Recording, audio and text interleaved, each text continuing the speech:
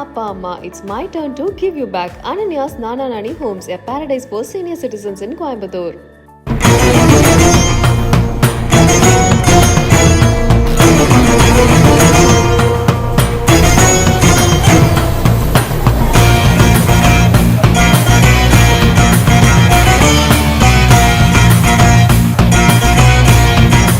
திருவண்ணாமலையில மாசி பௌர்ணமி அன்னைக்கு கிரிவலத்துக்கு வந்த பக்தர்கள் செலுத்தின உண்டியல் காணிக்கை எண்ணிக்கை கிட்டத்தட்ட 2,44 லட்சம் ரூபாய் கிடைக்கப்பட்டிருக்கிறதா கோயில் தரப்புல இருந்து தெரிவிக்கப்பட்டிருக்கு.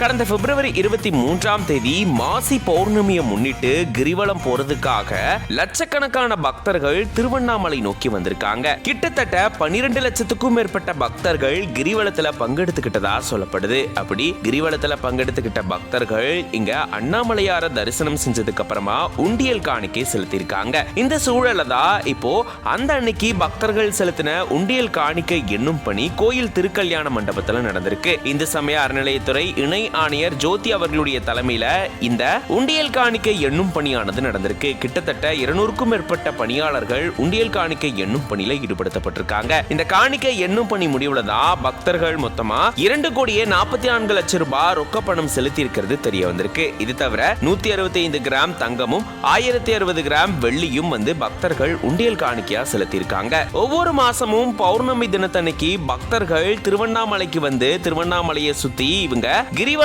போறது வழக்கம். கிட்டத்தட்ட 14 கிலோமீட்டர் தூரம் இருக்கக்கூடிய இந்த கிரிவல பாதையில இவங்க இரவு முழுக்க நடந்து அண்ணாமலையார தரிசனம் செய்வாங்க. அப்படி இங்க வரக்கூடிய பக்தர்கள் அன்னைக்கு உண்டியல் காணிக்கை செலுத்துறது வழக்கமா இருக்கு. அப்படிதான் கடந்த மாசி பௌர்ணமி அன்னைக்கு வந்த பக்தர்கள் உண்டியல் காணிக்கை செலுத்தியிருக்காங்க. அந்த உண்டியல் காணிக்கை எண்ணும் பணி முடிவுல தான் இதெல்லாம் தெரிய வந்திருக்கு.